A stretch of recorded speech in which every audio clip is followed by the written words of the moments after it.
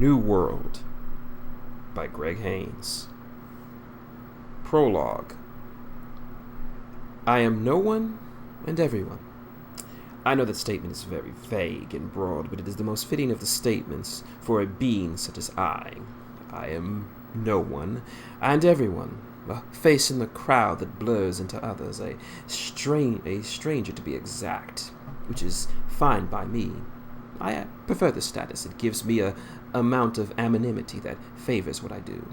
Well, what is it that I do, you ask? I observe people, places, events, stories, and such. It's a hobby of mine. And when you're a being who is unbound by the limits of space and time, you need lots of hobbies or go crazy. And I've been crazy. It's not very fun. My identity and how I came to this particular situation of mine is unimportant at this time. What is important is the story that I'm about to share with you. My status as an unbound being will give more credence to this tale and its setting. Why is this so important? Simple. Because what you are about to experience is beyond your understanding from the world that you live in. Now, please understand, when I say your world, I do not mean the story takes place in some far-off alien planet in the distant galaxy. It takes place on Earth, third planet in the system of Sol, the Milky Way galaxy. When I say your world, I mean the era in which you currently live in, commonly known in this era as the Old World. Keep this in mind as I relate to the facts that lead up to the story. The creation of the current era begins in the 21st century, 2047 to be exact. I guess you could call it a golden age, if that's what a golden age would look like. Humanity had reached a point in its history where it could be called a golden age, and with good reason, too. Global relations between nations were in such a state that mass-scale wars were a thing of the past. Medical science had progressed to the point where crippling and deadly diseases were stamped out. Cybernetics and cryonics became viable fields of study. Economic problems were reduced to its minimal levels possible, and the United States celebrated the election of its first Latino president, Isaac Alvarez, who started his term by annexing Puerto Rico and Cuba into the Union as the 51st and 52nd states, respectively. Truly, it was a good time to live on Earth. Now, in my observations of humanity and its various nations and countries and cultures, I've learned one thing about it. Humans are an arrogant lot. Truthfully, humans have this almost genetic belief that they are the center of the universe and that everything they say and do is correct and right and perfect in the eyes of their God. They break themselves out of this egotistical mindset via what I'd like to call hard lessons. At this time, they were going to learn yet another hard lesson. November 2nd, 2047. It's just another day in this little blue marble in space. At least, that's what they thought. On this night, an event would occur that would have become yet another hard lesson for mankind and go about to create a new era for the Earth. The moon exploded. This is what 2 million plus people who happened to be watching the sky that night said when they were asked what they saw. The moon simply blew up. Now, this is a false assumption, proven that the moon did not truly explode. More like something hit the moon, causing a good part of it to blow off into millions of pieces. 2/3 of the moon was blown off in an instant. In under an hour, every spaceagency.com and anyone with a telescope began to speculate as to what happened. Some thought it was a rogue piece of space junk that hit it. Others say it was a rare convergence of space rays that happens once every million years or so. A few even suggested that an errant nuclear weapon from Russia's space program in the early days of the Cold War malfunctioned and launched, colliding with our nearest celestial neighbor. Even I, with my status and abilities, have not been able to ascertain the true nature of this event. All I've heard is rumor and theory.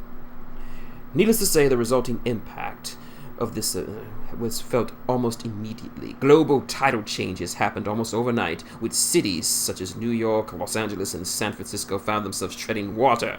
Large chunks of the moon were blown off, becoming a rain of death that pummeled the planet for 7 straight days, destroying cities, killing millions, and rendering most of the nations on Earth into utter chaos, and changing the very land masses themselves forever.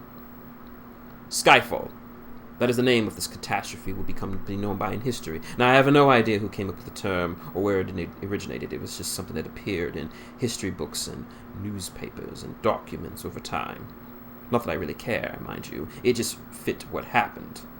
Now, this was a hard enough lesson to humble almost anyone, but this was only the first of the many hard lessons that mankind would come to learn in the few years coming up. 3 months after Skyfall, reports began to surface in the greater United States. Reports of people who seemed stronger than most, hated direct sunlight, and seemed to enjoy the act of consuming human blood. A few were captured and examined. They knew what these creatures were, but they were unwilling to admit that they actually existed. The results of these examinations proved that the old stories were true. Vampires. The ancient blood drinkers of European lore were indeed real and apparently living amongst humanity, blending in with them for thousands of years. For a time, hunting these creatures was a way for humanity to cope, to take the minds off their ruined world, and these poor creatures became the focal point of their rage and hatred.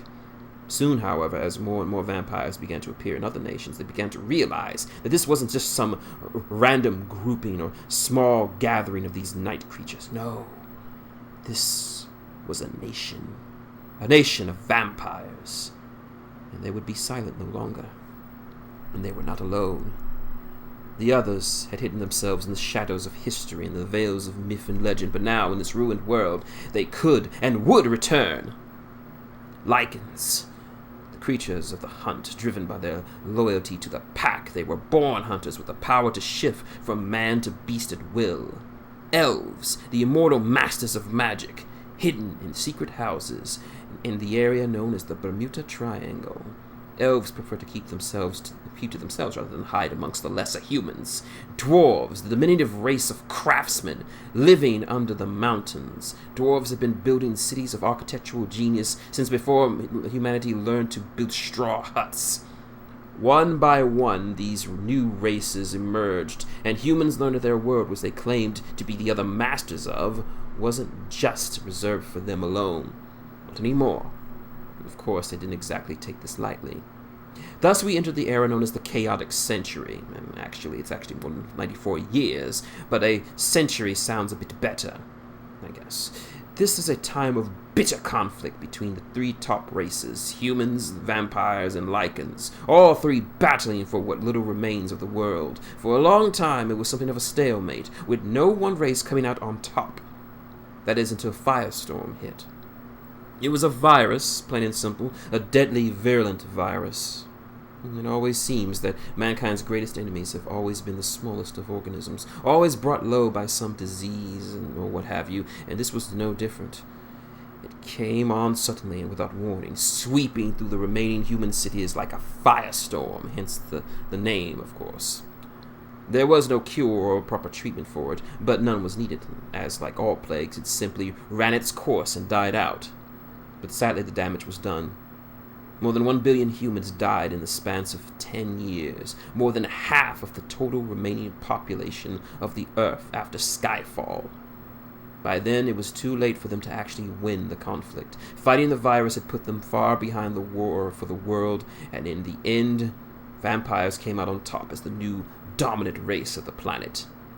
Because of how their society views those they see as the strongest, Lycans came under the rule of their new lords, serving as soldiers, bodyguards, and enforcers, leaving humans unable to fight against this new world power. With their new status as the top of the world's global food chain, the vampires desired a nation, a true nation for their kind. Reaching a deal with the 70th and final president of the United States, Jackson Conroe, the vampires enacted the Conroe Treaty, which effectively gave up control of the continental United States, Canada, Mexico, Central America, and the tip of South America to the vampires. In essence, the Conroe Treaty effectively disbanded the United States of America as it was, thus establishing what is now the Grand Vampiric Empire, led by the Emperor Vladimir Sepish Dracula II, the son of the first true king of all vampires. Being wise and fairer than you'd expect, Emperor Vladimir II strived to create a true nation for all races, regardless of their origins, and encouraged all those to stay and prosper, including humans. It goes without saying that the humans were sore losers about this, and were not about to live under the rule of the so-called godless demons. Less than 500,000 humans remained in the Empire, while the rest left for other nations and lands to dream of once was. Well, this was over 1,000 years ago. Since that time, the Empire has become one of the three great nations of the era, alongside the Protectorate of Vatican and the Kingdom of Khan. The Empire was founded in the first calendar year of the New World, or 1NW for you historians out there. It comprises all of what was known as North America. This includes the old continental United States, the countries of Canada, Mexico, Central America, and as mentioned, the northern tip of South America. And all of this does not include the over 10 different colonies, territories, and allies of the Empire has across the world. As the name implies, it is ruled by a monarchy, the royal family of Dracula, who has reigned over 1,000 years from their floating castle that has been their home for generations. Just below them in the hierarchy is the high vampiric houses, containing the so-called pure vampires who make up the Empire's nobility. Next are the Elven Strides, based in the Clear Islands just south of the Empire. You might remember as the Bermuda Triangle. Yes, that Bermuda Triangle. The Strides were responsible for the development and proliferation of Magitech, which has revolutionized commercial, medical, and military industries. On their level is the Mountain Lords, the 13 leaders of the 13 clans of the Dwarvish race, based out of Roost, one of the 7 wonders of the New World. Vampires ruled the Empire, the elves paid for it, and the dwarves built it. That said that no building, bridge, stadium, highway, or porta potty goes up without dwarves overseeing it, and for good reason. Dwarves are masters of architectural engineering. It is considered foolish to build anything in the Empire without them. The Empire is divided up into 7 different regions: East Coast, the West Coast, the Midwest, the Slim South, the High North, the Fat South, and New Texas. Each region is governed by a Lord Governor who is elected by either the nobles of the high houses, the masters of the strides, or the mountain lords. But it's only through the approval of the emperor or a member of the royal family does the person actually gain the position. Militarily, its standing is second only to the POV. Despite its name, the Imperial Armed Forces is a patchwork of different races: vampires, humans, lycans, Sasquatches, dwarves, elves, fays, and many other residents who reside within it. The job of protecting its people and enforcing the law and order falls upon the Imperial Police Department, or IPD for short. While anyone can enlist in the IPD, it is primarily composed of lycans, with some offices having elves and vampires and minor roles such as CSI agents, forensic experts, and information analysis. It is now the year 1076 NW. The world as you know it is gone. Welcome to the New World. And in the New World, everything is possible. Chapter 1. A simple job. Hey, Mom. Took you long enough to call, Lucas. I'm on a job, Mom. It doesn't lend too much time to call. Doesn't change the fact that you need to call more. Sorry, Mom. So where are you? Los Angeles? Los Angeles? You aren't messing around with those dirty-ass casinos, are you?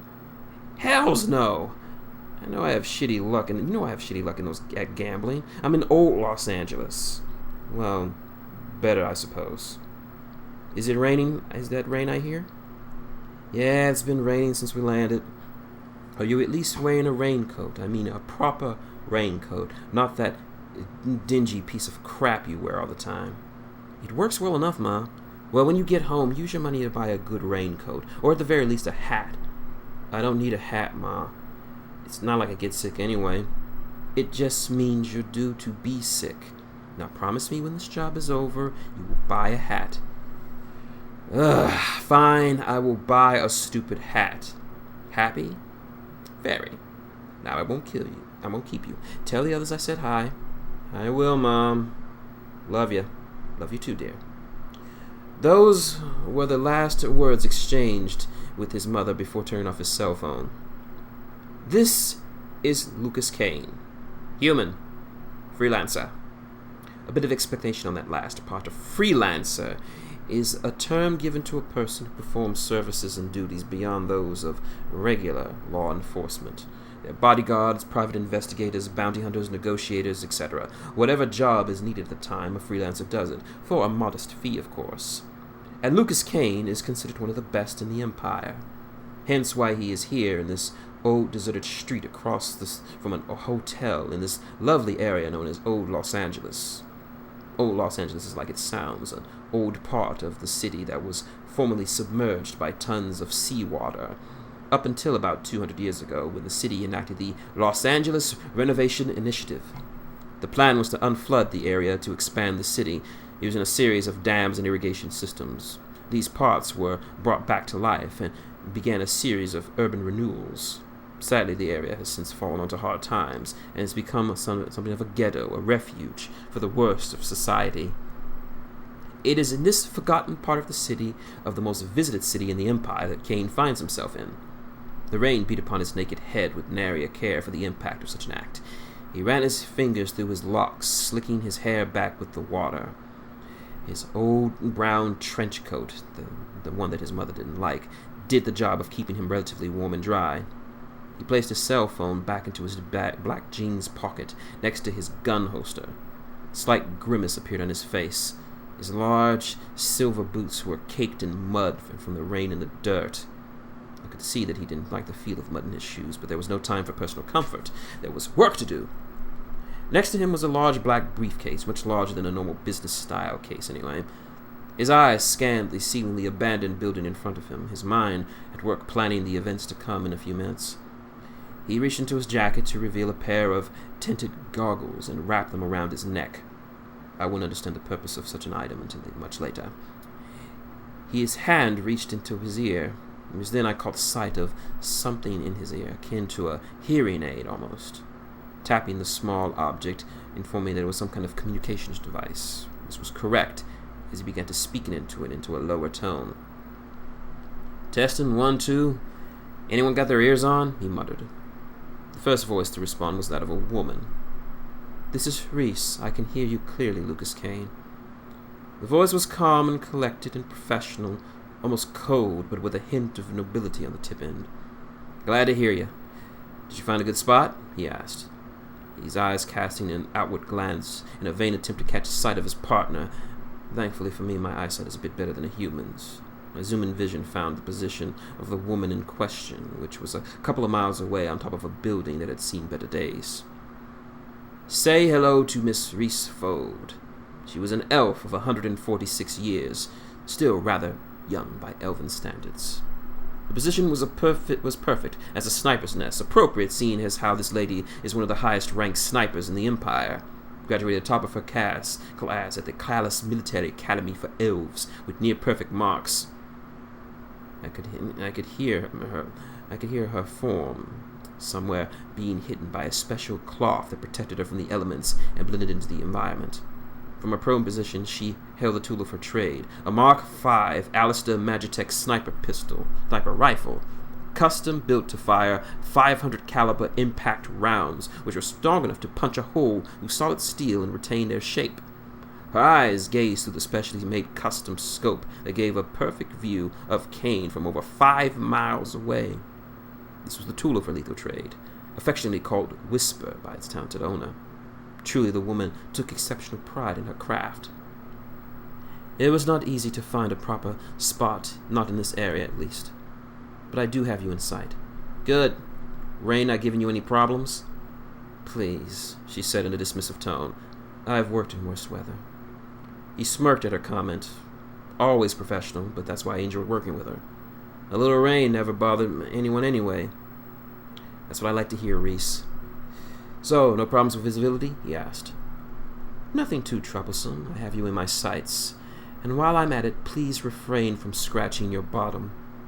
A wide look of shock rolled on his rain-soaked face. You can see that? Unfortunately. A mischievous grin grew on Lucas's face before he only did something that men do, but now he did it to annoy her. Her voice took on a much colder edge as she spoke again. If you do not cease that horrific action right now, I will shoot you in the head. Lucas turned into her general direction to face her, with his face apparently fully in her scope. Would you really shoot me in the face? Not that head, she said, punctuating her threat with a chambered round into a whisper loud enough that he could hear it into his earpiece. He paled somewhat, knowing that her sight was set squarely on his private area. She was dead serious about shooting him in the dick. She was as genuine as she was professional, and her threats were never threats for long. Lucas removed his hand from his butt before speaking again. Yo, Thorgan, you on yet? The answer came from a male that sounded like a tainted mix of Irish, Scottish, and 100-year-old whiskey. Oh, aye, I hear ya. About time you got to me, the voice said incredulously. Well, you should have answered first, Lucas explained. Aye, it's not me fault I'm stuck trucking through the damnable sewers. Funny. I thought dwarves were at home in the filth of others. Oh, is that the dulcet tones of elf bitch I hear in me ear? Or is the dying cries of an old yeti, much past her prime? You would best watch your mouth, Thorgan Riffall, or I shall return your body to your family for a proper burial. Oh, I thank you, lass. I'll make sure that when this is over, I'll give you a nice big hug. You will not make it 50 feet near me, dwarf. Guys! Lucas raged, finally tiring of their bickering. I swear you two argue like an old married couple. Lucas's comment was met with muttered curses in both Elvish and Dwarvish. That's not funny, lad. Not funny at all. For once I agree with the dwarf. Do not make such a statement again. A gloved hand rubbed the human's forehead in stress as from the back and forth between his partners. He'd almost find it funny if it wasn't so annoying. Whatever, kill me later. How long before you get into position, Thor? He asked. He could hear the sloshing of dirty water and grunts of effort going through said water. There's a bit of work gone on down in the subways a ways back. Had a trouble getting past the damned workers. Give me about 10 minutes. I should be in position by then, Thorgan answered. How's Mr. Fisher? Aye, he'll be ready to rumble when the time comes. And Groose? Ah, the dwarf groaned. You know how he is, lad. Last time I saw him, he was up and about Sunset Boulevard. I swear he's going to get in a heap of trouble if he keeps on doing that. He'll be here, bad habits aside, he's reliable, Lucas confidently said to his missing partner. All right, kiddies, it's serious time. We're going to play this one easy. Reese, you got my 6. Keep an eye on me at all times. As the kids would say, I have your back, Lucas Kane. Thor, set up some party favors, and I want a nice fireworks display when the time is right. Do not ready, lad. When I'm done, it'll look like bloody Empire Day. That's what I like to hear. Lucas reached down to pick up a black case that was next to him. Okay. Showtime. Lucas walked across the rained-out street towards the old, seemingly abandoned hotel, which I'd say seemingly because, like myself, Lucas doubted that the building wasn't abandoned as it seemed. I could almost hear his thoughts as he passed through the large metal fence that surrounded the property. Assess. Plan. Execute. That was the mantra he lived in for his years as a New York City detective. Assess. Plan. Execute. Assess the situation, learn all that you can about your surroundings, your enemies, what they can do, and how well they can do it. Plan an appropriate strategy. Take what you learn from your assessments and formulate a plan to achieve your goals. Execute the strategy. Activate the plan and perform it as fast and efficiently as possible. This part of his training he took to the life of a freelancer, and it worked for him. He never needed to change what worked. As his eyes scanned the area, I knew Lucas would proceed with step 1. He took note of the well-hidden protection runes on the inner edges of the fence that prevented surveillance, either electronic or mystical. There was a small remote camera placed in positions around the property, some even tracking his movements as he walked into view. Beneath his feet, he could feel the almost unnoticeable hum of electricity running beneath the ground, meaning there was power going to this place. There was no doubt about it. This wasn't some random ramshackle wreck that they chose for this deal. No, this building was alive and humming with activity. But someone went to a lot of trouble to hide this fact. His plan was coming together, but he still needed more information. Lucas arrived at the massive door of the hotel and knocked. His eyebrows crunched together. The door was not normal. It felt thicker, heavier than a door of this kind of building should have. It was reinforced, probably with titanium, and something else, probably eternium. Either way, you need some really serious firepower to make a dent in one of these doors. But his assessments didn't stop there. If the front of the door was reinforced, it stands to reason that most, if not all, of the building was too. This was very good to know. Just as he finished his thought, a slat opened the upper part of the door, and a pair of very angry eyes peered at Lucas, and a deep, rumbling voice spoke to him. "Who are you?" Deciding to keep things light, Lucas flipped the case up in the palm of his hand under the flat side. "Pizza delivery. I know it's a bit late, but I did ask for extra Nessie, and that stuff takes a while to cook," he quipped with a grin. The eyes were not amused. The slat quickly shut before Lucas could hear the sounds of locks sliding out of place and clicking open. The door swung open relatively, revealing a rather large humanoid in a red shirt, black hair, bronze skin, hairy, cloven legs, and a pair of horns sticking out of his forehead. He was a satyr, which didn't surprise Lucas one bit. Satyrs were a common sight in the criminal underworld, and why would they be? Satyrs with a perfect hired guns, strong, tough, reliable, and not too smart to think of anything beyond the job, and the pay which mostly consisted of booze and women. "That'll be 19 dracs, he joked. The satyr merely grunted at him while motioning him to enter. Walking into what was once the lobby, Lucas assessed his surroundings. 6 more satyrs were over at the front desk, huddled around a rather large TV, watching the big EWA tag match. There were at least 30 or more humans loitering about the room, some with cleaning their guns, others engaging in gambling. He could see them playing Demon Dice and New Texas Hold'em, with one of them winning a rather sizable pot of drachmas. There were weapons all over the place, from swords of varying lengths to handguns to assault rifles, some of which were ready and loaded. As he was led through the lobby, the sound of disgusting slurps and munches caused him to cast a glance to the area that he assumed was once the main dining area. Inside, he saw a large mass of green, sitting at a table with about 8 plates of food spread out. The creature, who seemed too big for the chair he was sitting in, was eating food by the handful, barely having time to breathe. They had a cave troll, a rather large one at that. This was not good. Trolls were not native to the Empire anyway. In fact, the only place in the New World you could find a troll is Australia, and it was rare to see one of them out anywhere else. Trolls are large enough to crush a car, strong enough to throw a bus, and were more likely to eat you than beat you to death, since their appetites were legendarily ravenous and massive. Looks like his research was right about the man behind this. Not only did he have the dracs to buy a cave troll, but he had the influence to get that big fellow past customs and go completely unnoticed. This was unexpected. There wasn't something beyond his ability to plan around. His horned host guided him to the elevator that was being guarded by a dark-skinned human with shifting colored eyes. Lucas's face frowned a bit. He was on Flux. It was the newest designer drug that hit the streets about a year ago. It gave you a high much greater than Nero Coke, but the downside is that it made you quicker to anger and totally paranoid, evidenced by the coloring of his eyes shifting from one hue to another. The human pressed the call button and the elevator door slid open. "Not gonna frisk me?" he asked. "Not my job. That's for upstairs," the goon answered, motioning him to enter the car with his pistol drawn. Lucas calmly walked in, not wanting to give this junkie any reason to be suspicious of him, and deciding to put an impact round in his head. "You're heading up to the 7th floor. Don't go to any other floors but the 7th. This car is rigged with enough explosives to send you to the POV first class. And we got the car rigged with cameras, so don't get any funny ideas. You try to get off on any another floor, we blow the car.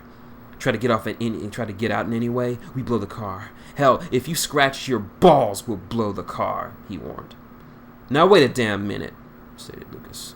I reserve the right to scratch my balls. It's my rights as a man.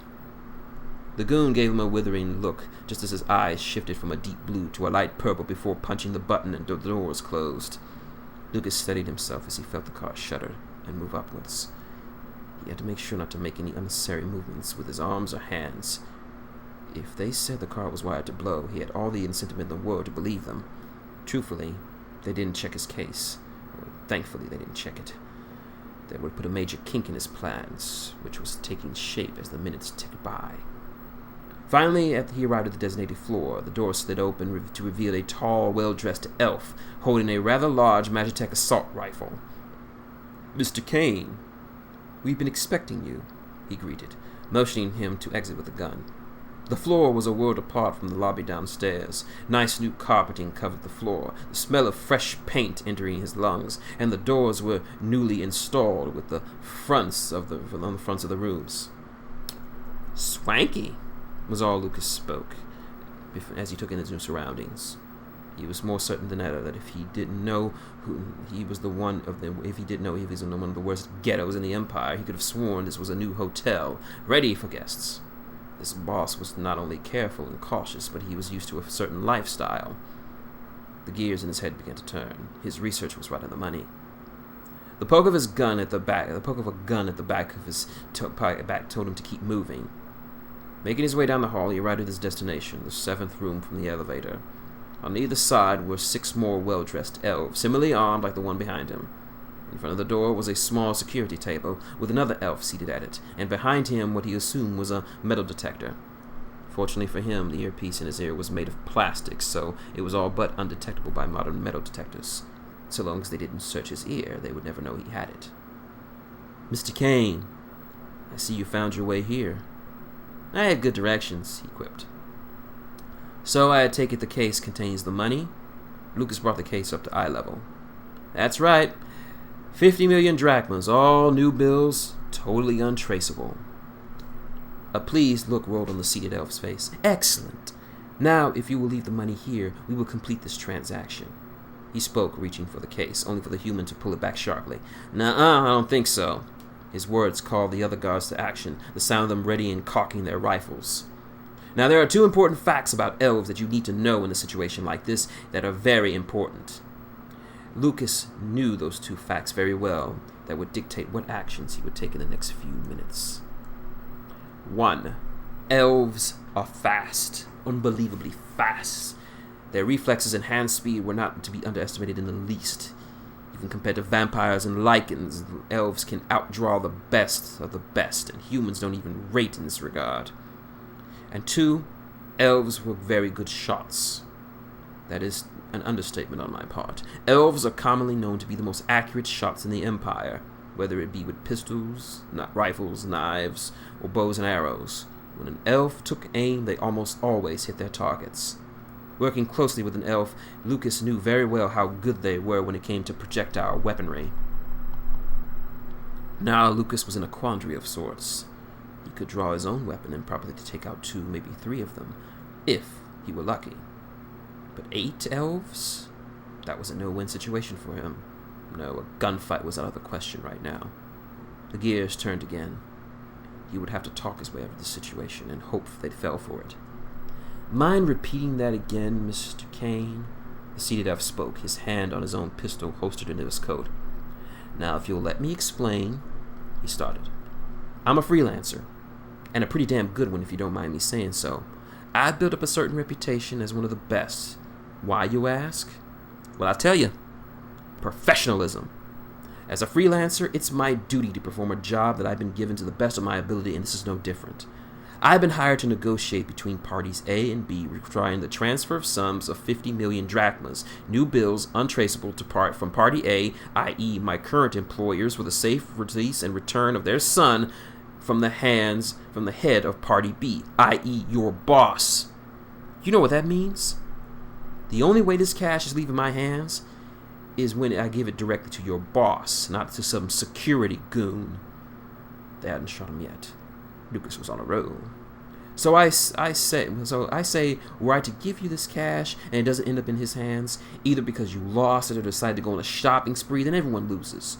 Your boss loses $50 million in cash, my employers lose their son, and my reputation goes right down the shitter.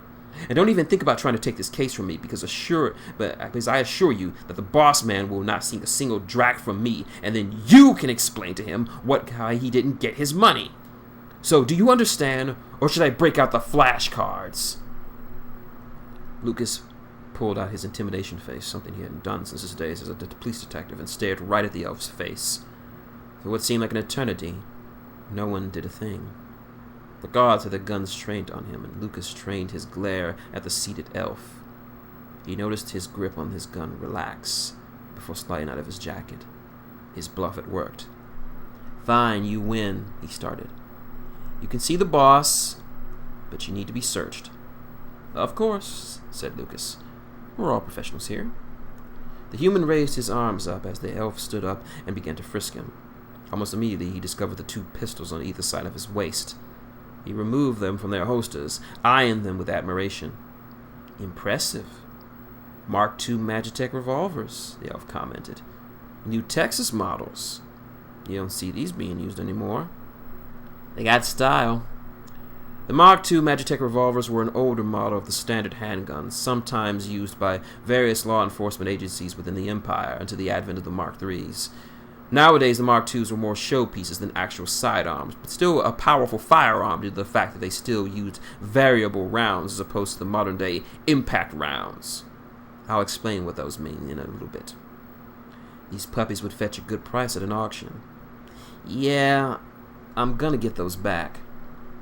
The elf dismissed his comment as he placed the guns at the table. That is until Lucas slapped his own palm down to get his attention. "Seriously, I'm gonna get those back." There was a deadly seriousness in his voice that the elf didn't ignore. There was nothing to suggest that he would truly get his guns back, but the look in his face was enough to tell him that it would be best that this man receive his firearms at the conclusion of this deal. Wordlessly, the well-dressed elf continued his search. He found his cell phone in his pants pocket, a pack of gum in his back pocket, and a pack of High Wolf cigarettes in his coat pocket. Luke's face balked. "Aw, man, not the smokes," he whined. "Can't be too careful." "Come on, it's a pack of smokes." Judging from the look on his face, his pleas were falling on deaf ears. "How about just a single?"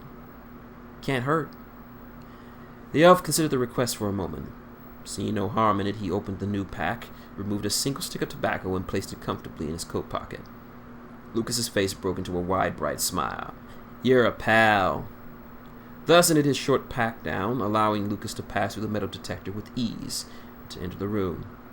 Turning the knob, Lucas opened the door and walked in to find, not surprisingly, a room as well furnished and immaculate as the rest of the floor behind him. There was another pair of guards on either side of the door, also well dressed and similarly armed to the ones outside. There was a few nice paintings on either side of the wall, probably worth more than he was being paid for this job. As the doors closed behind him, his eyes caught sight of a seal beneath between the walls. A piece falls into place for his plan. Already ahead was a large, well-made desk trimmed with gold and a few fine decorations. Yet again, something that it was more likely he couldn't afford. Behind the desk, with his back to him, was an elf with black hair and a blue pinstripe suit, his eyes looking out of the large window that not only gave him a great view of the ruined neighborhood, but an awesome view of new Los Angeles in the far distance. The elf smoothly turned to face him, a rather expensive-looking earring dangling from one of his pointed ears. "Lucas Kane," he proclaimed. "Welcome, right on time." "Well, I had to be punctual." "Which I can appreciate. Please." He extended his hand to the seat in front of him. Lucas took the seat offered to him, relaxing his posture as his host sat down. "Like the desk." "You do? So you do?" "It's made of solid Ottawa oak, straight from the north. Very expensive." The human glided his hand on the surface of the wood. "I can tell. Wish I had something like this for my office." The boss raised his eyebrow. "Really? The most famous freelancer in the Empire can afford a desk like this?" Lucas gave a muted chuckle. Just because I'm somewhat famous doesn't mean I'm rich. Good point, he agreed. Speaking of money, his eyes drifted toward the case. You mean this?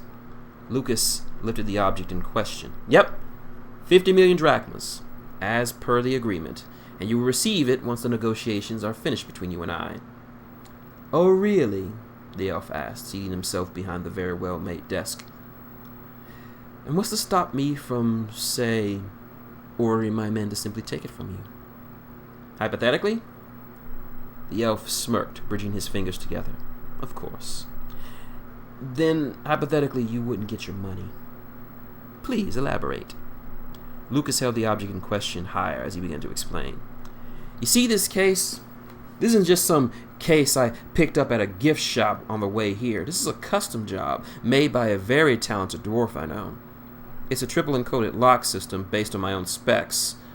Handprint ID on the handle, password protection, and designed with multiple fail-safes to prevent anyone who isn't me from opening it. The handprint scanner not only won't ID any other hand than my own, but it has a nifty bioreader, which means if my hand isn't attached to my body, it ain't opening. The password also has a nice little voice stress analyzer that can quickly gauge my physical stress and health by the pitch and tone of my voice. Mean, unless I'm in perfect health and utterly stress-free, you're not getting into this, baby.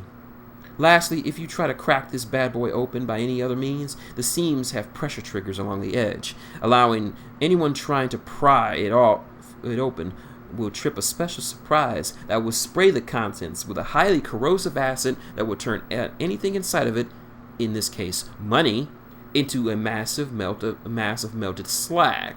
So hypothetically speaking, if you want to take this from me, then you don't get paid. The elf absorbed the information that he presented. He had no reason to believe a single word of it, but Lucas said it in such a way, despite his reservations, the possibility of the validity of his claims could be just. His face was a stone wall of neutrality, hiding his thoughts over the subject. Eventually, he broke out into a small chuckle. Very impressive, Mr. Kane, Luke started. You certainly do live up to your reputation, the consummate professional. It's what I do, Lucas spoke, placing the case next to his chair. So, shall we begin? The elf asked. Not just yet, my friend. See, I have a question to ask. The elf raised his eyebrow in response to this statement. Now, Lucas was an inquisitive man by nature from his years as a police detective. Even after more than a decade had passed since he hung up his badge and coat for the life of a freelancer, he remained inquisitive to a fault. If he had questions, he will want answers. And if Lucas Kane wants answers, he will get them. A question? Just a simple question. He looked at Lucas as an adult would look at a child who asked where babies come from. Finally, he relented. Ask away. Satisfied, Lucas relaxed his posture slightly before he spoke again. Now, when we took this job, we did a little digging. The comment didn't seem to faze the elf, which Lucas expected. What kind of digging? A lot. More than we usually do. When this place was announced as the negotiation site, we dug into it just to see what this place was all about. I don't like to enter situations without knowing some facts. Guess what we learned? His inquisition was met with the elf opening his palms to him, wordlessly saying as if he were to share what he learned. This entire block was recently bought by Wyndham Consolidated, a little property management based out of Alabama City. But here's the kicker. It's just a shell company. It doesn't exist, except on paper. Really now? The elf's smugness was apparent, but Lucas was no less deterred. Yep, did more digging and found that company was owned by another company out of New Texas. Not surprising, it was another fake. One by one, we found over 10 separate fake companies, conglomerates, and corporations. Someone really wanted to cover their tracks on this. Yes, indeed, it's a shame. Yeah, it would be. But it would be, my friend. You see, my info girl, she's really good at finding shit out, especially when it concerns a Few misplaced checks the guy forgot to flush. The elf's smugness died a bit as Lucas continued. Took some doing, but we found him. Who did you find? He asked, less amused and more concerned. Elias Strife, 9th son of Albus Strife, 2nd generation president of Strife Motors, the Empire's 2nd leading producer of ether drives. It said that everything on 4 wheels has a Strife ether drive in it. Lucas leaned forward slightly. Thus we come to my question. If you're indeed Elias Strife, then why would someone as well off as you resort to kidnapping? The elf's face was a stony mix of silent frustration, indignation, and astonishment. Part of him was very much tempted to have this human be killed, damning the money to preserve his concealment, but another part, the arrogant part, wanted to show off his brilliance and cunning to this most dangerous of freelancers.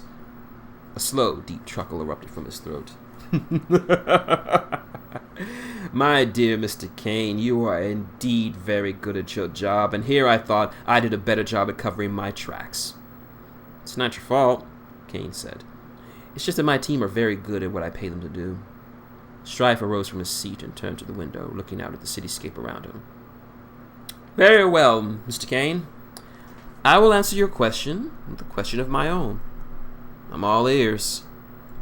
The words that flowed from his mouth were dripping with self-feeding pride and arrogance that only those who deem themselves smarter than everyone else would have. Does the name Drigger Orgroth mean anything to you? A look of quizzical recognition slid on Lucas's face. The Iron Midget? Who hasn't? He answered. The guy was one of the biggest crime bosses in the Empire. Said he controlled every bit of crime from here to the Alaskan Islands. Correct, Strife replied. And I take it you know what happened to him 2 months ago? Yeah, the guy was gunned down in his favorite bar. I heard he was so full of holes you could read a newspaper through his corpse. Correct again. And right now across the city, a gang war is raging. All his lieutenants clashing over who will gain control of his vast empire. A battle for the crown, all because of one dead dwarf. I know that. Kane started. What does it have to do with this? He turned dramatically around to Lucas. All of it, he exclaimed. You see, people see crime as something that only the desperate do. But the way I see it, crime is just another name for business. Think about it. Different products to sell, different services to offer, buyouts, investments, product quality, and the most hostile of hostile takeovers. Right now out there, the board of directors are fighting over a company that is now rudderless without a CEO. What I'm doing is simple. Filling the void. Lucas's face began to morph from a look of inquisition to that of slow understanding and realization. All the pieces had finally fallen together in place. Now I get it, he started.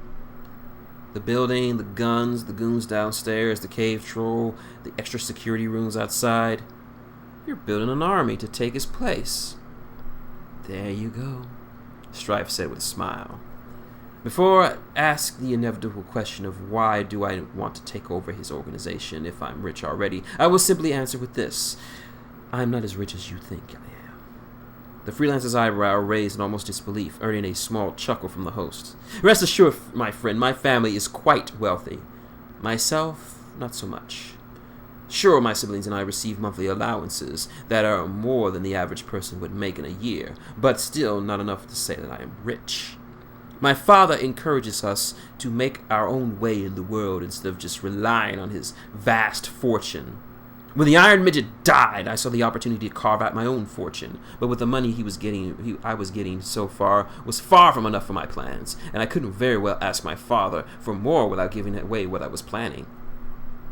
Hence the money, Lucas added. That 50 million drachmas will act as the seed money for my conquest of the criminal underworld. With it, I can buy the loyalty of the lower street gangs in the city, increasing my ranks. And those I can't buy out, I'll just remove from the equation. Thanks to my contracts in the arms industry, I can equip my men with better firearms than those meager pop guns my rivals are using. And the cave troll? I know a few high overseers in customs who look the other way. Smuggling a troll into the country is very easy, he explained. With that money, by the end of the month, I'll be a major player in this little war. In 2 months, I'll have full control of the city. And by the end of the year, I'll have conquered the midget's former empire and made it my own. And no one would be the wiser. Yes. I will spread rumors and stories about the new boss of the East Coast in the streets. I'll have cops chasing shadows and mists for years. And all the while, I'll be basking in my new wealth and power. Have to admit, it is ambitious and an impressive plan, Lucas said. I'd be more impressed if you didn't feel the need to snatch a kid from his parents. That being said, he started as he took his seat again. Now that you know of my plans, what do you intend to do about it? His question had a slight effect on the human. I could see in Lucas's face a look of, well, no single word could accurately describe the look. I'd say it's akin to him wanting to reach across the desk and punch the arrogant elf in the face. Job be damned. I don't know if Strife could see this look and recognize it for what it is or not, but I know for sure that it was a tempting prospect for our dear friend Lucas Kane. The look passed as fast as it arrived as Lucas turned to a more relaxed posture in his seat. If I was still a cop, I'd bust your ass faster than you can blink. But, he started, I'm not a cop anymore. This is my job now. I'm just here to give you your money and bring the kid back to his parents. The cops can handle you, if they can. A wide grin erupted on Strife's face. Good answer. I like people who don't ask too many questions. Now, with that out of the way, just hand me the money and first bring in the kid. His quick statement clearly caught the elf off guard. I'm sorry? The kid. Bring him in here. And what makes you think he's here? Oh, please, said Lucas. You're a businessman.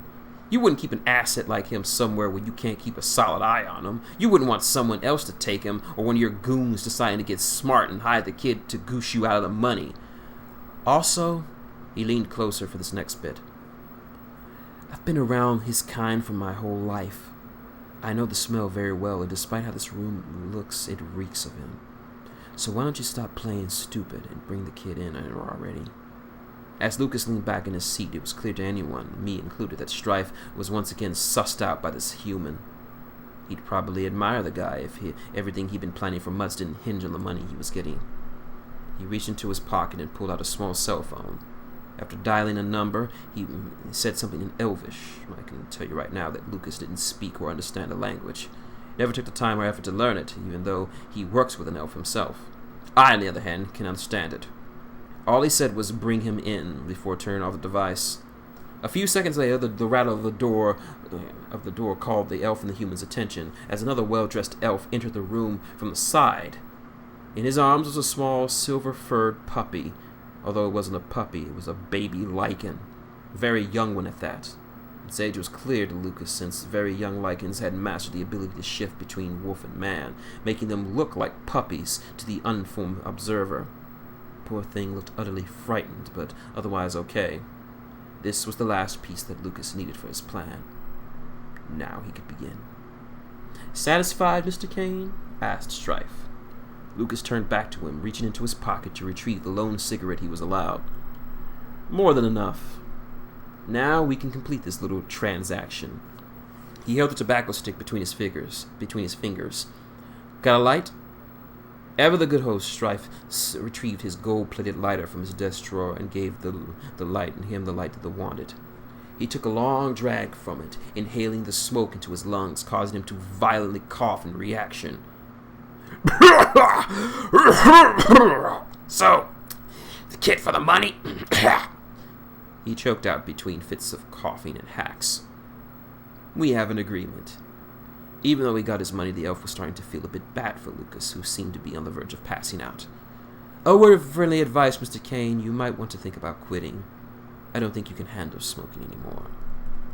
Lucas let out a laugh, or something that could be called a laugh. I couldn't really tell due to the coughing. You know, that's actually kind of funny. And why is that? Because I don't smoke. Before he or anyone else in the room could process the meaning of his statement, Lucas had flicked the bud into the air. He quickly slipped on the goggles around his neck, just as the cigarette exploded into a green flash of light, blinding the elves. Lucas picked his spot to act, and act he did. He moved a lot faster than a lot of people would believe he was capable of. In fact, I actually had to pull out my watch just to tell the time of it. 0.5 seconds, Lucas grabs the edge of the table and flips it up and in the face of Strife. 1 second. Lucas jumps from his chair and advances upon the leftmost guard. He grabs the barrel of his gun with his left hand and smashing him with the jaw with a perfectly delivered elbow strike. He is unconscious. 1.5 seconds. Twisting around the rifle in his hand, he makes it into a makeshift club, landing a very solid blow with the butt of the rightmost guard. He is unconscious. 2 seconds. He slides at the magazine and throws it in the last guard's face. Dazed and confused, he's unable to react when Lucas advances over to deliver a painful-looking headbutt. He is unconscious. 2.5 seconds. Lucas turns his attention to the desk, and what could be imagined would be a very befuddled Strife. He jumps over with an impressive-looking Superman punch, his fist blowing through the expensive wood and finding its home in the elf's exposed chin. He is unconscious. Total time? 2.5 seconds. Removing his goggles, he surveyed the room, full of unconscious elves and one very shaken lichen pup on the floor. He knelt down to check on him, only to have the poor thing whimper and shy away from him. "Hey, shh," he said in a gentle, hushed tone. "I'm a friend. I'm here to take you home to your parents." Upon hearing the prospect of seeing his family, he instantly perked up. Lucas scratched behind the cub's ears, getting him to relax and trust him. He looked over at the semi-smashed table and retrieved his case. "Okay, kiddo, this is going to be a bit scary and cramped, but you'll be safe in here." Lucas popped open the case to reveal nothing. Not a single drachma was to be found, but more than enough room for a young lichen cub. Weary, the cub sniffed inside of it before carefully crawling inside. Lucas gave the youngster a quick thumbs up before closing the top. "Reesh, you got me?" he asked into his earpiece. "I saw everything. You could have moved faster." "Well, I'm sorry I couldn't kick ass fast enough for you." "And your mother was right. You really should invest in a hat." "If we could move along," he said in between gritted teeth. "How's it looking outside?" The sniper changed her scope to a setting of thermal, allowing her to view the body heat of the guards outside, all of whom seemingly unaware of what happened in the room. "The guards seem clueless." "I thought so," he said. "Notice the layers between the doors. This whole room's soundproof. Bet our dear prince here didn't want the help listening in on any business transactions." "A wise precaution. So what now?" "Well, I need to get out of here and get my guns back. Can you take care of those guys?" "Please deck your head and do not get up until I tell you to." He certainly did as he was told.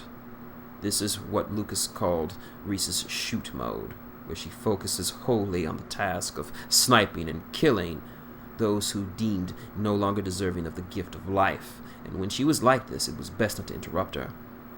He still had the scar in his right ear from such an incident. Loading the first round into the magazine into Whisper, she took solid aim at the seated heat signature. He would be first. Squeezing the trigger, the round erupted from the barrel, traveling through the rain and wind over several miles, punching through the glass, piercing through the door, and found its home in the neck of the target.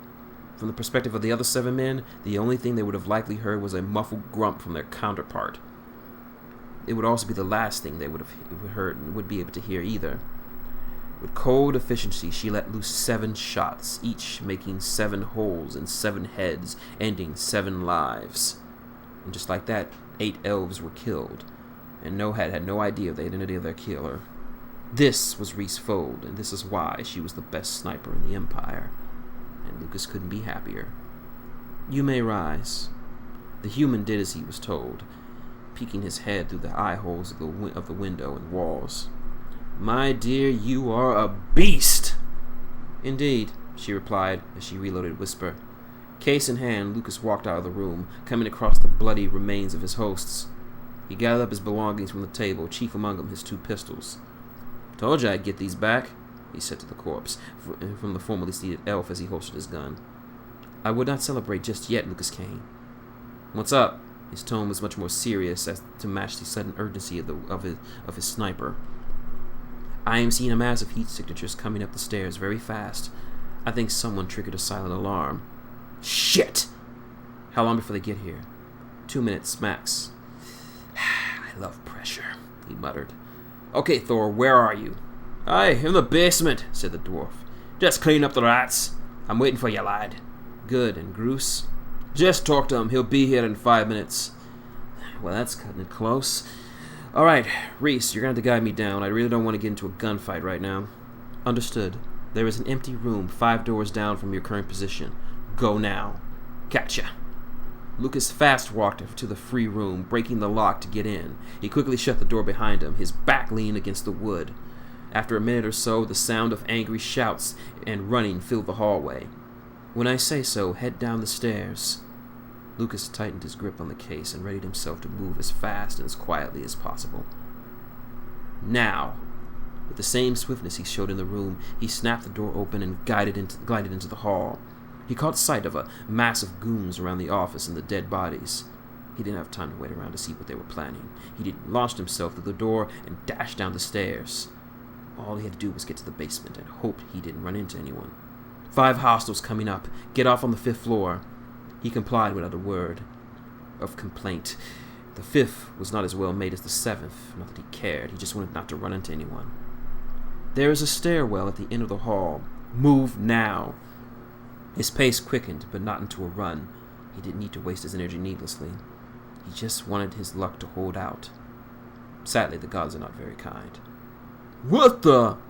It was from a human goon. He emerged by chance from the 4th room of the stairs. He had come to this room to toke up on his stash of elven weed he had brought from one of the guards. That was until he got word on his radio that to look for the human freelancer who attacked the boss and killed 8 guards.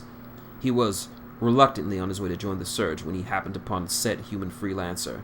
Lucas's reflexes kicked in as his right hand blurred to his revolver and pointed at the hapless man. Now, remember what I said about those guns being special because they were used variable rounds? This is a perfect moment to explain what they are. Variable rounds are so named because due to the enchantment placed on the shell casing, they were able to change the type of ammunition fired from them, depending on the chant used by the user before they are fired. And Lucas was about to show this poor victim one of those types. Aria! He pulled the trigger, and instead of a bullet, what came out of the barrel was a massive gust of wind. The man was blown back into the room and out of the window, joined by bits of furniture and wood and glass. Damn it! Lucas cursed to himself. You should be mad. That little display alerted the others to your position. I kinda got that. His comment was directed towards the arrival of 2 more goons, guns drawn and ready. Filia! He fired a round at the 2, this time taking the form of a blast of fire. One ducked into the stairway. The other was not so lucky. The sound of 3 more goons coming up from the end caused Lucas to whip his head around. He fired again, unleashing another torrent of flames at his aggressors. Unfortunately, they were fast enough to retreat into an open room, avoiding the flames. A dual wall of crimson fire gave him a brief barrier against the small army rallying against him, although it didn't stop them from firing blindly at him. He dove into the ruined room, the sound of impact rounds landing all around and near him. Lucas, we have a problem, said Reese as calm as ever. More so than this! He yelled over the sound of gunfire. The other half of their force is covering the lobby. I believe they think that you will make your way down to the exit via the front door. Even if you get to the stairs, you are outgunned and outnumbered. I love good news, said a very sarcastic Lucas. So I'm out of options? As far as I can see. Wait, said it was Thor who spoke. I think I have a way out for you. You're on the 5th floor, right? Yeah. Good. I started the blueprints of this place like you told me. If you can get to the 2nd floor, there should be a small laundry chute in the hallway. If you can jump in that, it'll take you straight to me. Sounds like a plan. Now as for the getting there, I don't know. His speech was cut off as he began to form another plan in his head. Reese, give me some cover. Of course, what will you do? She asked, unloading a couple of rounds into some of the hostiles. Make my own stairs. Lucas cocked his gun as he pointed towards the center of the room. Gravita! The round he fired was small and purple, but soon expanded to the size of a small car. The mass dropped into the floor, punching a hole through it. Not wasting another second, he dove through the floor and landed in the room beneath. He fired again, creating another gaping hole for him to jump through. With the last round, he repeated the action, giving him the last hole he needed to get to the second floor, thankfully clear of enemies. Dusting himself off, he walked out of the room and into the very empty hallway and began to look for the laundry chute. The sound of gunfire seemed to die down above, meaning that they probably knew he wasn't up there anymore. Urgency rushed his search. Just as the sound of the stomping footsteps continued to close in on him, he spotted the rusty hatch on the chute, right next to the elevator.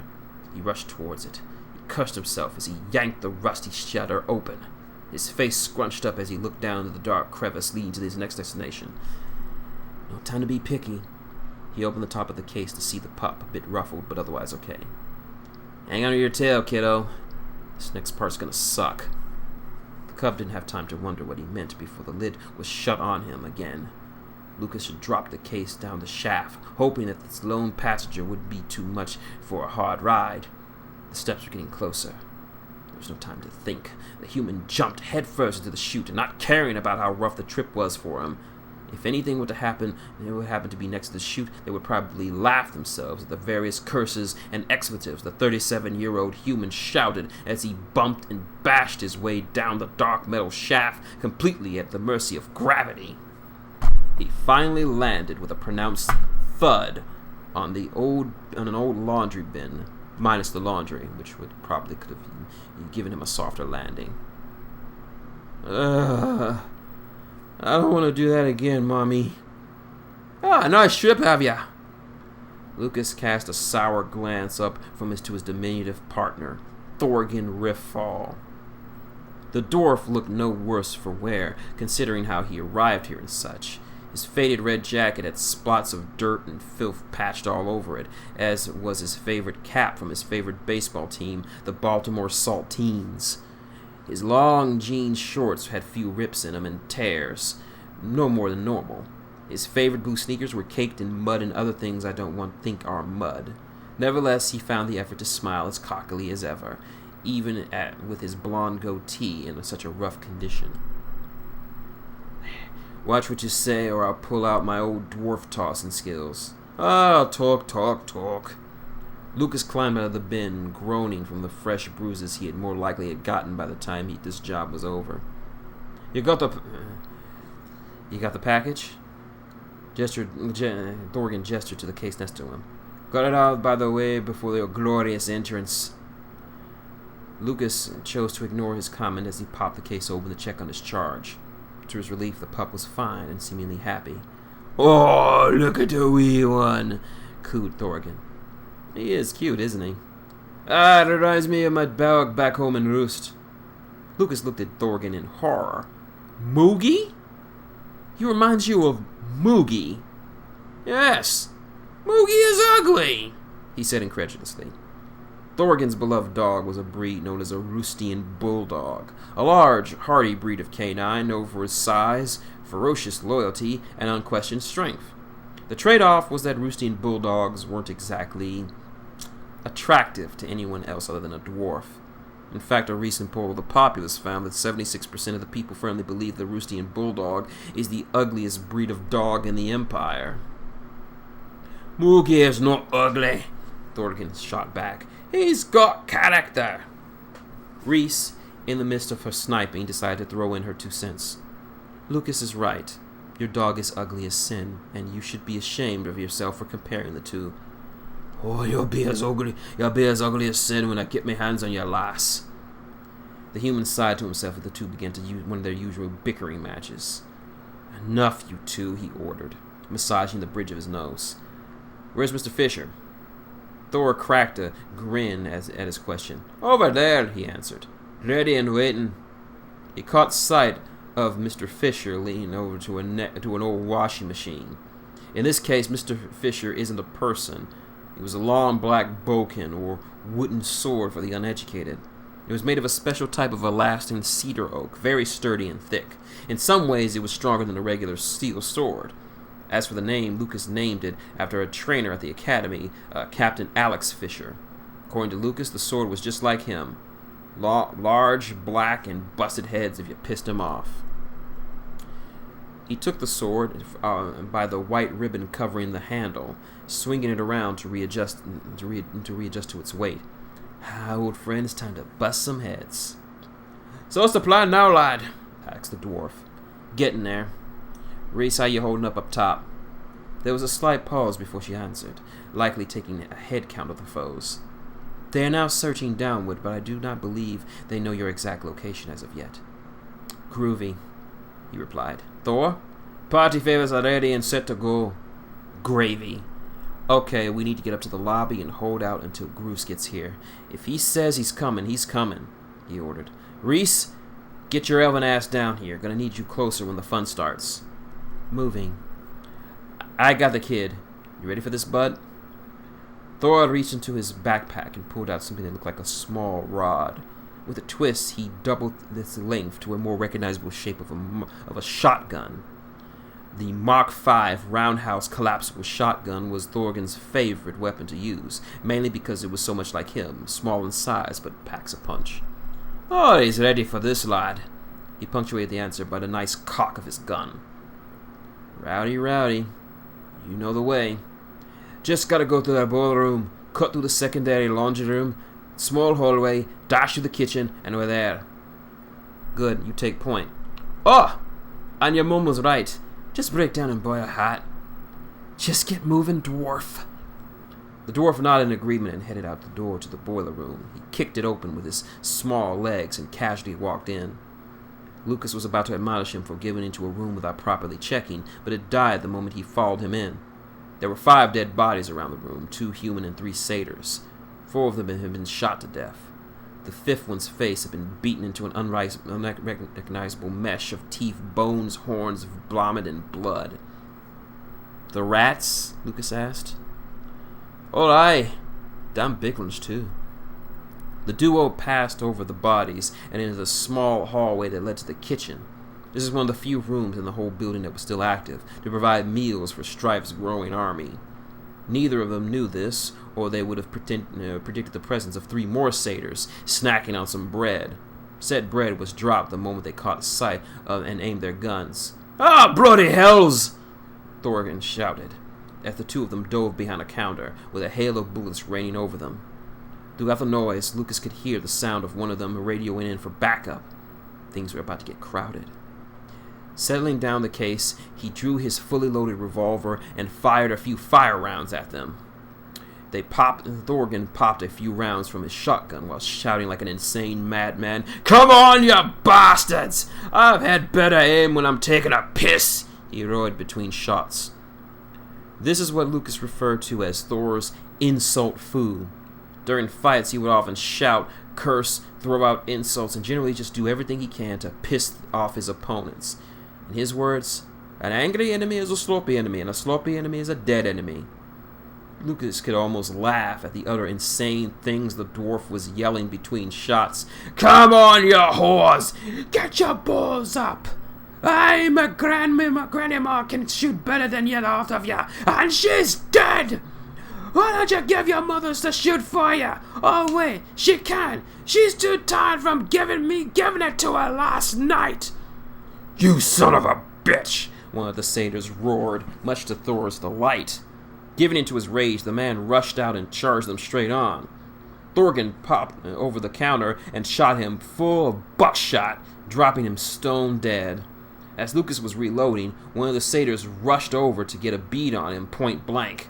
Reacting quickly, he chopped the gun out of his hand, but lost hold of his own gun. The satyr tracked him against the wall with a violent chokehold. Thorgan would have helped, but the other satyr was on him and his shotgun was dry. "What now, you mouth-mouthed little midget?" Thorgan said nothing before sliding a riot baton that he up his sleeve from his jacket and cracking him in the knee. The offender growled in pain as he dropped to his knees, and in Thorgan's range, the dwarf smashed his jaw with a right cross. He followed up with a knee strike to the nose, putting him down for good. Lucas had his hands full with his foe, losing oxygen from his grip.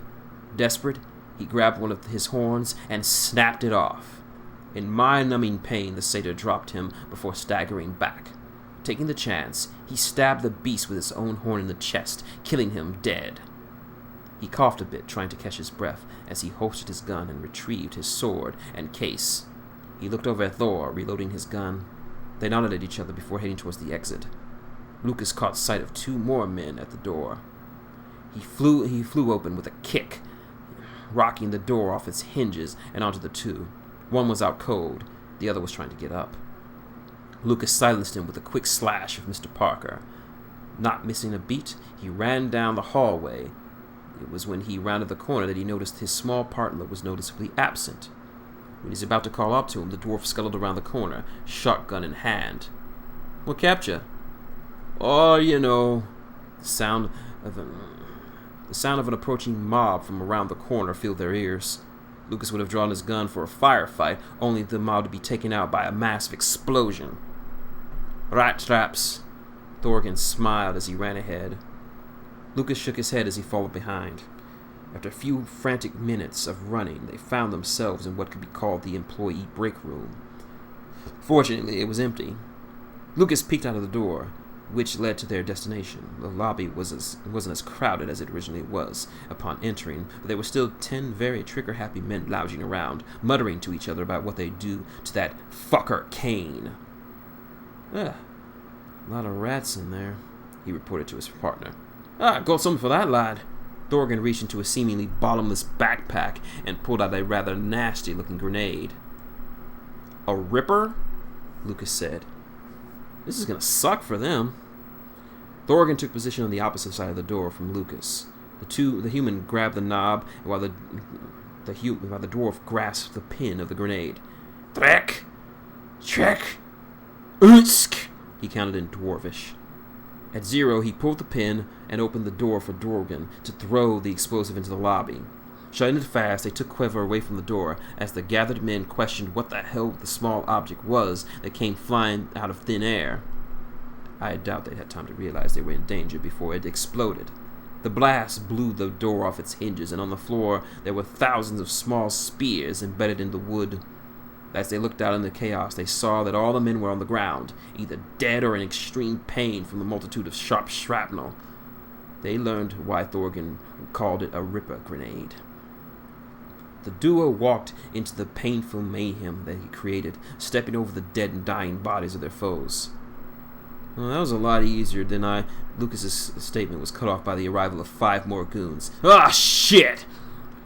With bullets whizzing past them, they launched themselves behind the former sign-in desk. Lucas cursed when he realized he was out of ammo when he tried to fire back. "I'm out," he yelled over the cacophony of gunfire. "Here!" The dwarf tossed him a sack of variable rounds before taunting and firing at his aggressors. Opting not to use both guns, he only reloaded one before joining in the gun battle. He dropped 3 more with fire rounds next to Thorgan's 4 with his shotgun. Sadly, their kills weren't doing much good, as they were getting backup from more men from the stairs. By the time Lucas had emptied his gun, there were now 14 gunmen firing on their position. The firing had got so fierce that both of them couldn't return fire without taking a shot or two themselves. "Thinking it would be enough small trouble, Luke," Thorgan yelled over the gunfire. "Nah, all part of the plan," he replied. He reloaded his revolver, ready to take down a few punks until the wave of bullets suddenly came to an end. The 2 men shared a look before peeking over the counter. In front of the mob was Elias Strife, dirty and holding a bloody nose. He was not in a very good mood. "Mr. Kane!" he roared. Gone was the civilized and elegant criminal mastermind. He was hurting, embarrassed, shamed, and absolutely livid. "Hey, buddy!" And Lucas was going to make him all the more unhinged. "Looks like you ain't having a good night." "I have to admit, Mr. Kane," he angrily spat, "that was a very bold tactic you employed. You killed most of my men, disrupted my operations, destroyed my desk, and broke my nose." "I'd say it's a bit of an improvement." "I admire your bravado. I'd admire your bravado if it wasn't so infuriating. but I will give you some measure of mercy if you return what is mine. Your pride? He yelled back. Nah, you lost that a long time ago, sunshine. The boy! What little patience Strife had was quickly running out. Give me the boy! Lucas chuckled to himself. The boy was never yours, asshole! I can't give you back what you never had. The elfin boss snorted as he snapped his fingers. On command, a set of thunderous footsteps heralded the arrival of the one being in the whole building that Lucas did not want to have to deal with personally. The cave troll walked right up next to Strife, club in hand and looking very ready to commit murder. You have 1 minute, Mr. Kane, to return the boy to me, or I will send this troll over there to rip you and that dirty little dwarf into pieces. Thorgan popped up. Oh, just try it, you ponce! I'll rip your balls off and feed them to him, and that's after I ram your head off his big green arse. Lucas gave a loud, taunting belly laugh. I'm gonna have to agree with him. No dice. It was the elf's turn to laugh, almost incredulously. You really think you can win this? You're outnumbered, outgunned. I have more men upstairs, unless you forget. A cave troll! What do you have? It seems the gods wanted to say they were sorry for earlier, for just as he finished the question, something very big and heavy slammed into the ceiling. The sounds of small arms fire and horrific screaming filled the room. The men upstairs all seemed to be fighting something and losing. With each passing second, the screams got louder, more frantic and fewer in number.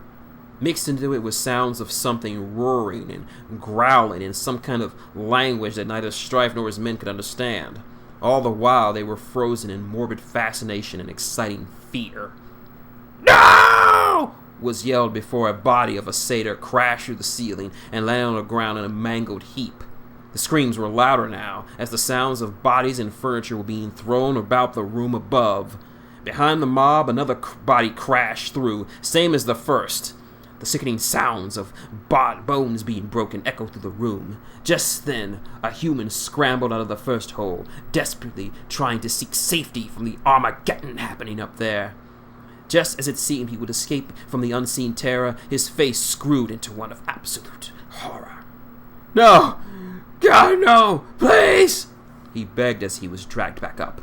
His screams were silenced by what sounded like his body being broken, for the lack of a better term.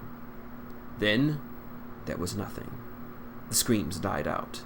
The only sounds were left were heavy breathing and stomping footsteps. Before anyone could say anything, the ceiling in front of the check-in desk crashed down, and in the middle of the rubble rose a mass of fur and bloodlust. What do we have? Lucas spoke, smiling widely. We have Grus. This mountain of mayhem was Grus. The mob of men shrunk back in surprise and fear at the titan before them. It was understandable, of course. Anyone who first meets Grus would find him the most intimidating. His fur covered his face, was hard and stern, golden eyes full of violence, his bottom canine teeth stuck up and out of his large mouth, with one of which was chipped, which seemed to add to his more imposing presence. The hair covered his broad chest and thick furry forearms that looked like they could shrug off a missile strike. The only bit of clothing he wore were a pair of dirty blue jeans that didn't seem to really fit him. On his back was something that looked like a long rifle, but why would someone like this guy need a rifle, a weapon? They would never know. What took you so long? Asked Lucas. Dadamachida mucha, hanamashina. Now your eyes are not messing with you. That is the language of the Sasquatch, called Sasquatch. It's a rough and complex tongue, which almost anyone in the Empire, including myself, can understand. If that is true, then why do I not translate it for you? Well, it's quite simple. They don't like others to speak it. It's nothing to do with that Sasquatch is not wanting other races to speak it. It's just to them, anyone who speaks it, it sounds horribly stilted and mangled. Even the best linguists in the world can't properly speak Sasquatch to save their lives. Instead, it's just easier for everyone if people merely understood the language, but not really speak it. And since Sasquatches can understand a lot of languages, there's no need for them to deviate from their own.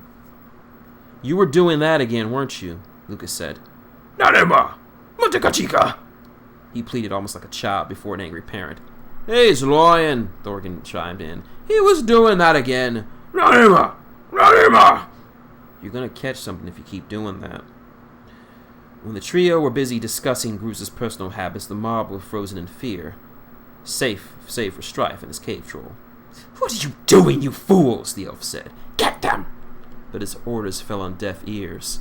His men, the baddest he could find, were just stone statues before the form of Gruce. But that's Gruce, said one of them. Yeah, I heard about him. He's the one who messed with those guys in the Great Lakes, another said. I heard about that. They said he killed so many of them that the lakes ran blood red for weeks. The sheer terror among them was an all-time high. They had heard the stories and the rumors about this guy. They knew what happened to people who got on the wrong side of Gruce. What they didn't know was that he was one of Lucas Kane's payroll. The only one who didn't know the stories was Strife himself. He's just a hairy ape, he raged. There's nothing to fear. We had 20 guys up there. All of them armed to the teeth, and he killed them all. Boss, let's let him go. I don't want to get ripped apart. The morale of his men was shrinking and dying before his eyes. Anyone else who knew the stories would have taken the advice and gotten as far away from the murder machine as possible. Sadly, Elias Strife wasn't anyone else. Eyes filled with indignation, he motioned his snapped fingers at the troll. Go! Kill! That was all the troll needed to hear. Like I said, trolls weren't very bright. They weren't very smart, but when they were told to kill, they killed. The mass of green smiled a disgusting, slobbery smile as it began to advance toward Lucas, towards the group. Lucas was the first to notice this. Think you can handle him, old buddy? He gestured his head toward the troll. Gruce stretched his jaw a bit, cracked his neck, and rotated his shoulders. Che! He replied before heading off to meet his opponent. Now I feel the need to tell you that a Sasquatch versus a cave troll is a mismatch against the Sasquatch. Trolls were bigger, stronger than any Sasquatch ever. In fact, a troll versus Sasquatch match is no more a fair fight than a troll versus a human. But then again, this is Gruce we're talking about. The two titans stomped towards each other, neither showing any signs of backing down until they were inches apart. The troll had about 2 feet on him and another 200 pounds over him. It was one of the few times Gruce actually had to look up to a foe.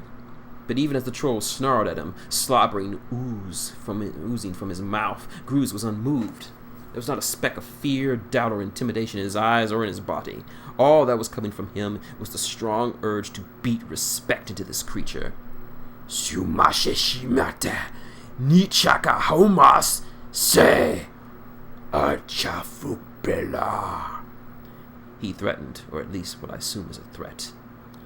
Jabbing his finger into his skin, the troll, neither caring or understanding what he said, simply reeled his massive open hand and hit him with something that was less of a slap and more of an open-handed punch.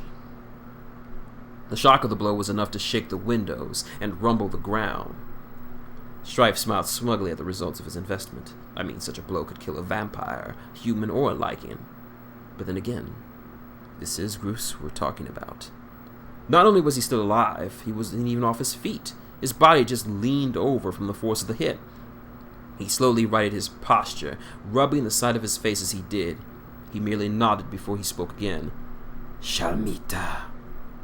Before anyone could blink, Gruce tackled the troll, full speed, pushing him back towards the mob. The men scattered out of the way as the hairy beast began to lay into it with haymakers to his body. The troll countered by swinging his club, but Gruce ducked it, countering with some quick jabs at the massive gut.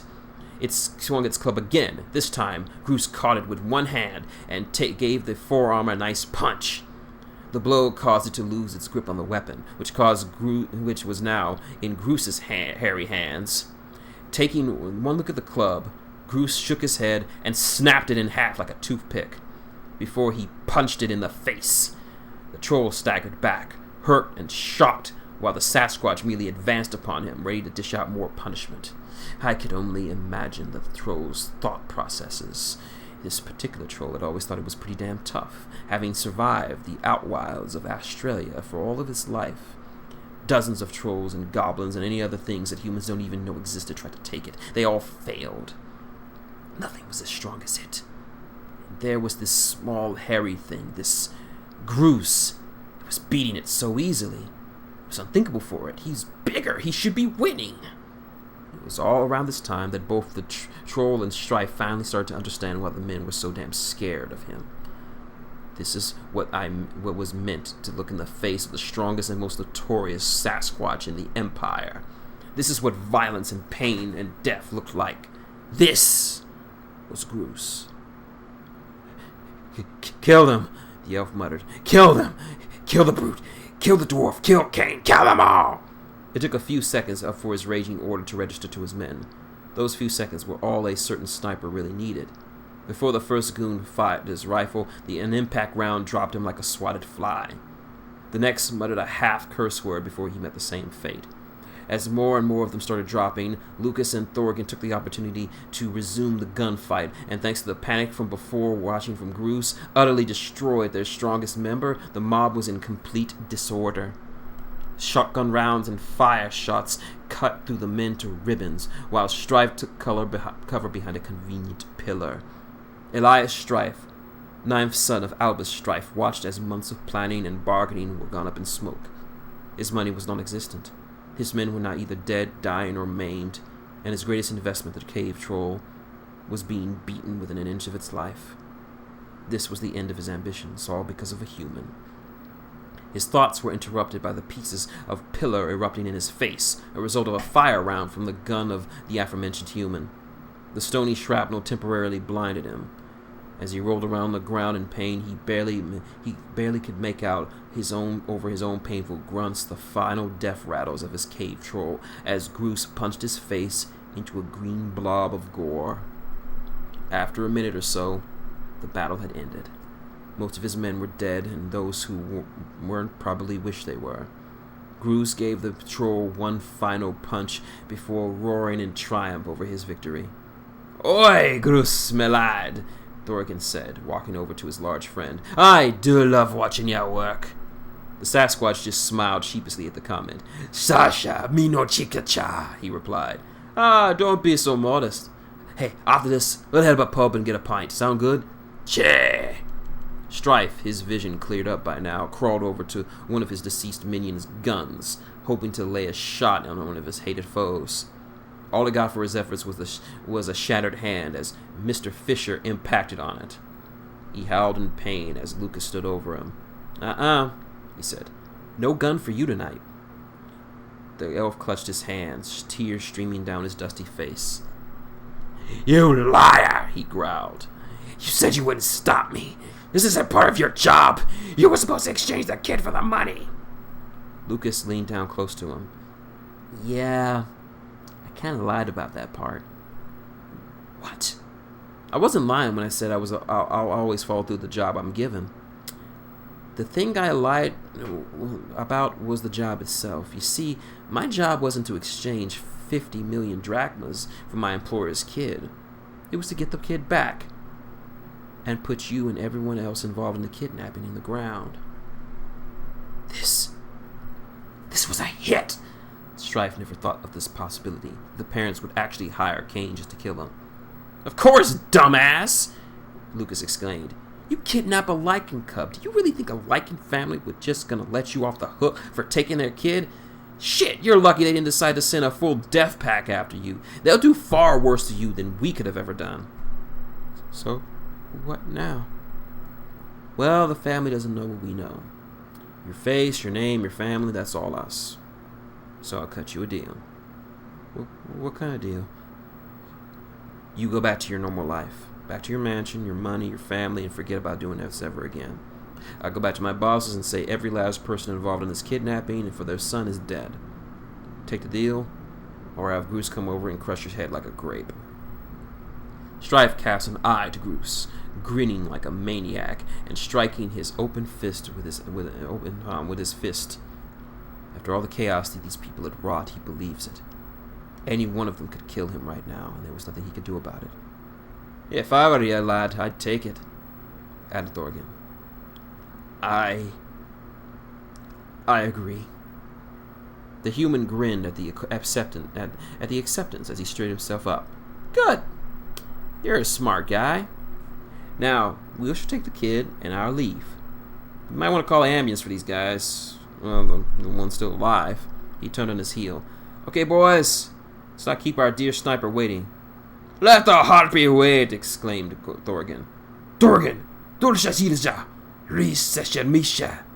Groose said, causing the dwarf to laugh loudly. Ah, Groose, you have a dirty mind, and that's why I love ya. With case in hand, Lucas joined his partners and strolled out of the bullet-ridden, bombed-out lobby and into the night air. Now, normally, any reasonable person would just walk away and do nothing. Then we have Elvish Pride. Greater than regular old pride. Elvish pride is far more powerful and dangerous. Elvish pride can overwhelm an elf's normal logical brain and make them do something incredibly stupid when they feel they've been wronged by someone they consider beneath them. This is what Elias Strife was feeling at the moment. His entire operation had been utterly wrecked by a human, a dwarf, and a Sasquatch. His mind told him to let them go, but his pride was screaming for him to teach him a lesson. His pride moved him to his feet, scrambled for a weapon, and picked up an assault rifle with his one good hand. No good maggots, he angrily spat.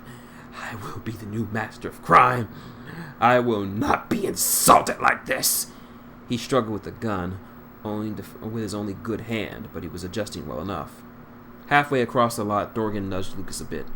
Hey, Luke, he said, drawing his attention to the very stupid elf who was about to make a very stupid decision. I know, he answered casually. Party starter.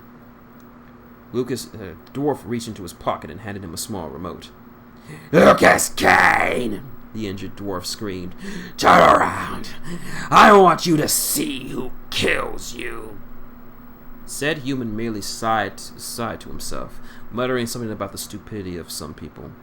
Strife halfway cocked the gun with his good hand when Lucas raised the remote. Hey, Sunshine, he called out. Enjoy the fireworks. Click. That was all that was needed to seal Elias Strife's fate. The entire building shook with the copious amounts of explosives that Thorgan had laid about the supports detonated. I'm not sure what went through his mind before he was consumed by the flames. Maybe thinking back about having that meager allowance wasn't so bad. Seeing his brothers and sister again, one more time, I would know. All I know is that the young elf was swallowed up by the billowing balls of fire from beneath him, possibly regretting his foolish choice to test Lucas Kane and his crew. By the time the trio had left the lot, the building was nothing more than a fiery pile of rubble, burning in the night. Damn, Lucas marveled. Dat blowed up good. Aye, some of my best work, said a proud Thorgan. Maybe you should have gone light on the C6, bud. Oh yeah, and maybe me and Groose here will wear nice pink dresses and have a tea party in our with our doilies. Groose laughed along with Thorgan's joke. It would certainly be an improvement over your current state. Reesfold made her presence known as she strolled out from a nearby alley, still covered in her camel cloak, whisper in hand. Oh, the oven bitch has jokes, Thorgan teased. More than you have, half-man, she fired back, removing her hood to let her long purple hair flow into the breeze. Seshima! Reese pointed a finger at the Sasquatch. Do not encourage him. Her threat seemed to work on Groose as he shrank back. Guys, can we not do this now? Lucas spoke to his team. We gotta get out of here before the cops get here. I really don't feel like answering questions on why I blew up an old hotel. The others nodded with his reason. He set the case down and popped it open. Besides, he pulled out the happy and safe little pup. We gotta get this little guy back home. Ah, shy. The hairy giant cooed at the sight of the little one. Even the Ice Queen herself couldn't help but to crack a small smile at the chipper yapping of the pup.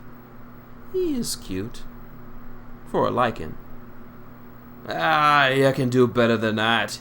He's a mite cute one for anything, Dorgan added, scratching behind his ear. Let's move out, people. Jinx is probably going to go stir-crazy, waiting for us back on the Howard.